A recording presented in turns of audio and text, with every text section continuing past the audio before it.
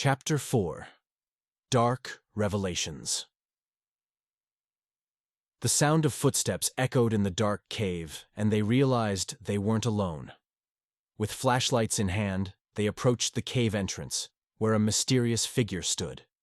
He was a tall man, dressed in black with a shadowy face. He stared at them with piercing eyes and said, "You shouldn't have come here. This is not a game." Alice and John felt a shiver down their spines. Who was this man?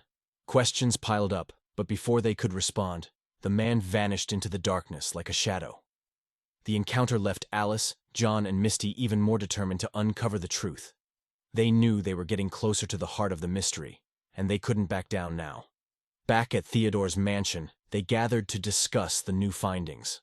As they talked, Misty hopped onto the table and began examining one of the experiments they brought from the laboratory. Suddenly, an explosion of light and sound filled the room. Alice, John, and Misty were thrown backward, and when the light subsided, they saw that the experiment had activated an unstable-looking portal.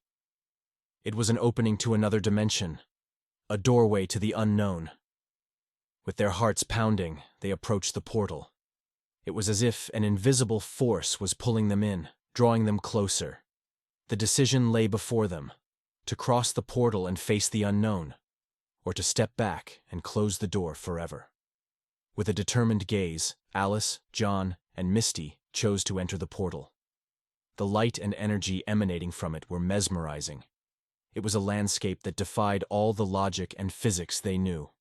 The sky was ablaze, and the echoing sounds formed a strange symphony of tones and harmonies vastly different from what they were accustomed to. As they explored the peculiar landscape, Alice, John, and Misty realized there was a hidden logic in that place. They began to find symbols and clues that seemed deliberately left behind, as if someone or something was guiding them. Following the clues, they reached a structure resembling a tower, but it extended infinitely upward and downward. It was a place of great importance in that dimension. They decided to climb, and when they reached the top, they entered a room. In that room, an ancient entity awaited them, a commanding presence radiating wisdom and power. It revealed the truth behind Theodore, and the research they had conducted. The entity explained that the Convergence Point was the place where all dimensions intersected, the center of all realities. Theodore and had touched upon this point, opening doors to other dimensions. However, their actions had drawn the attention of even greater forces that guarded the Convergence Point vigilantly. These forces were willing to eliminate any threat to the balance of dimensions. The entity presented Alice, John, and Misty with a choice. They could return to their dimension with the knowledge they had gained, or they could stay in that dimension, becoming guardians of the Convergence Point. The choice was theirs. After pondering the matter, they decided to return to their own dimension, carrying with them the knowledge and understanding that reality was much more complex and interconnected than they had ever imagined. With one last look at the peculiar landscape and its dark revelations, they crossed the portal back to their own dimension, leaving behind the infinite tower and ancient entities.